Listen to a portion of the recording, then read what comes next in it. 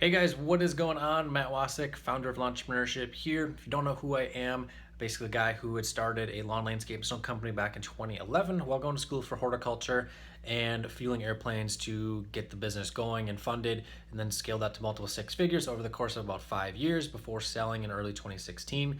My current business now is a digital marketing agency, started that back in 2015, and then also this community known as Entrepreneurship. So what I want to cover though in this video, and I'll link, if you want to know my whole story, I'll link to it down below. But what I want to cover in this video is the best brands of equipment and the reasons to why we chose the brands of equipment that we use primarily. And one of the reasons of why is something that if you're someone who's like, what's the best brand or what's this or whatever, you're probably not going to like this answer. But it actually basically straight up, what I'm just going to say it is the reason that we chose the equipment that we did was dealer proximity, dealer quality. So how good was the relationship, how good is their service, not only department but just their customer service in general. If you walk in there, are they going to treat you like you're just some foreigner walking into like a small town bar and they all look at you like you're a weirdo? Or are they going to actually adopt good customer service policy, or not policies, but good customer service in general, and be like, hey, how's it going? What can we do for you? And really be focused on the customer rather than just being a bunch of just pissed off people, because I know that there's a couple dealers like that with equipment dealers. And it's the same thing, like you go to an auto parts store, like some auto mechanic shops, you will experience this where it's just like pissed off guy working up front, and then it's like impossible to get like, if you have a question, they just look at you like you're an idiot, because right away, year one, I remember going to one of the dealerships, not dealerships, but equipment dealer, whatever, and I didn't know anything about mowers, and I needed to get parts, and I had hardly a clue of what I needed, and they treated me like I was an idiot. So you can guess where I spent my money afterwards. Not there. So basically, the other big things is also like price is one thing, and most of the time most equipment is going to be right about the same in price when it comes to new stuff. But really big thing, dealer proximity. If you're somewhere out in the rural area, 30 miles away is your closest dealership for a truck and equipment, then I guess probably your best bet is going to be that brand truck and that brand of equipment that they sell at that particular dealer for mowers and everything else. So that's probably not the answer some of you guys wanted to hear, but that's really, really true. And for me, we were based in the Twin Cities metro area, so we have everything and anything that's there. Well, obviously, mower dealerships are not exactly the most expansive thing. It's not the biggest market in the world, but I had an Exmark dealer like 10 miles away, and also they were the Echo dealer as well. And we also had a Steel dealer not too far away as well, like actually about 5 miles.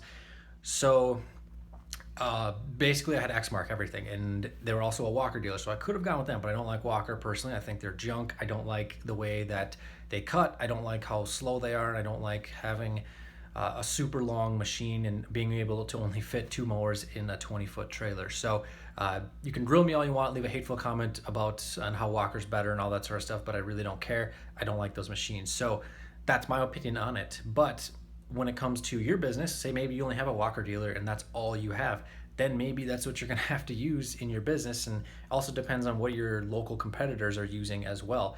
If they're all using Walker and that's the only dealership in town, then you might end up having to use that. So but the other thing when it comes to like landscape tools, we bought everything from Home Depot. And yes, you can go to AM Leonard and you can go to the big landscape supplier, wholesaler suppliers. You can even go to your landscape supplier and get that equipment, like the tool. I'm talking like tools and not tools, but pitchforks and hammers and shovels and measuring tools and marking paint, all that sort of stuff.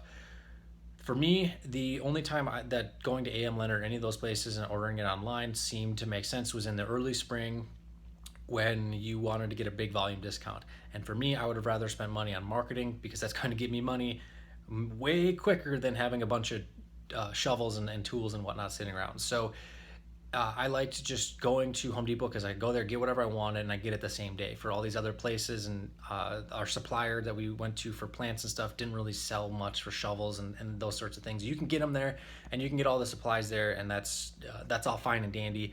But I prefer just going to Home Depot, getting what I need, and getting out. A lot of times, some of the brands that they sell have a lifetime warranty, which is also a cool thing. And I don't remember the exact brands that had that, but basically just know whether it's wood or metal handle or whatever, they're all going to break at some point in time. So it's like, to be super picky on brands of shovels and all that stuff is really a waste of time, because you're a business owner, you need to be focused on making money and making more sales. Don't worry about shovels, just get the stuff that works and get out there and get to work. So that's really my take on that. When it comes to like small equipment and handhelds and all that sort of stuff, I prefer Echo because the 2 strokes and super simple to work on. Again, though, dealer proximity at the same place as the X Mark, so I needed parts for either one, go to the same place or call them up and they would overnight the parts and either go pick it up, or they could even send it to us in the mail if needed. But it was usually quicker just to drive there. So the reason we chose Echo over Steel was because with the 4-stroke, and this is what I had heard, I can't necessarily confirm this. If you know the answer to this, and this is actually true,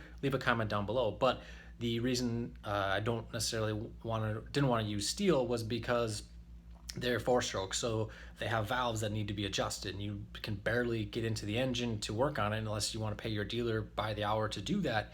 And by that point, for a $500 blower or $200 weed whip, it's just really not even worth it to pay them $100 an hour to spend 2 hours to adjust the valves, to have the machine last another few more hours or whatever the case may be. So, and they're also a bit heavier, especially the trimmers. So figured, whatever, keep it simple, 2-stroke, easy, proven engine style. So that's just what we had chose. So for trucks, Chevy right away, and then moved over to Ford, mainly because I just preferred the look of them. The interiors were more spacious, and we got into diesel because we were towing heavier weight and plowing and all that sort of stuff. And the Chevy was tremendous, though, 2500 HD with an 8.1 engine with 5-speed Allison transmission. Highly recommend that truck. The best gas engine, I personally think, is the 6.0 well, the Chevy 6.0 gas. They don't make the 8.1s anymore. The last year those was 07 Classic.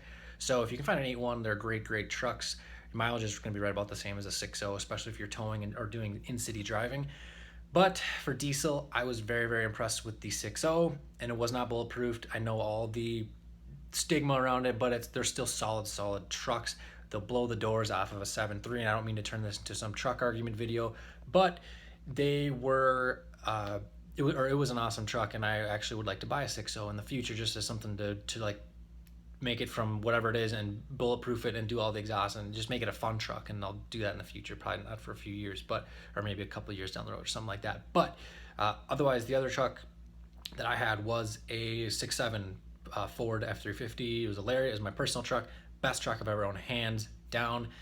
That engine is amazing. I ended up having to delete it, had a problem with the DEF tank heater, so I had to delete all the emissions control stuff, and it cost about almost 3 times as much, but the power upgrades were just insane, and the power, like the throttle response, was great. So it made it an awesome personal truck to have. If I was just to basically fix it and have it be like a work truck only, I would not have done any of that stuff, because doing a DPF delete is, I believe, about 95% sure it's basically against the law. If you get pulled over by DOT with a deleted diesel like 07.5 and newer, you're going to get a bunch of fines, and those fines are not cheap. I wouldn't be surprised if you get hauled to jail, because like that, it's like a big deal for all that crap, because the EPA and all that sort of stuff, and which is kind of ridiculous, because, well, you get worse mileage and it burns fuel to burn off all the soot in the DPF. And I don't want to turn this into a really long truck video. If you guys like truck videos and stuff, leave a comment down below and let me know, and I can make a very long video talking about all that stuff. But just know that there's a little bit of a risk with doing deleted diesels and all that sort of stuff when it comes to commercial vehicles. So yeah, that is that. The Ford dealerships that I had worked with, the one I bought it from, which was ways out of town, was a great dealership. The other Ford dealership, which had done like oil changes and stuff, was an awesome place to go. And overall, it just really comes down to, like I said, dealer proximity, relationship with them, and if you can get deals or whatever, that's sweet. And yeah, that's really it. Obviously, I don't want to go into a really long argument over the mower brands and all that sort of stuff, and skid loaders and all that. They're all great brands. Seriously, it really just comes down to what dealer is close and how good are they. If your close dealer sucks, then maybe it is worth it to drive 15-20 miles to a different brand's dealer and use their equipment and purchase from them. So That said, this concludes this whole video. If you like videos like this, be sure to go down below and hit that like button. Leave a comment down below if you have any questions, or if you wanted to see a topic or see a video about a topic that you may be interested in, maybe me answering questions on it. But also be sure to go down below, hit the subscribe button, hit the bell for notifications, so that way you know when all these videos are uploaded here to the channel. And with that being said, my name is Matt Wacek, founder of Entrepreneurship. We'll see you in the next video.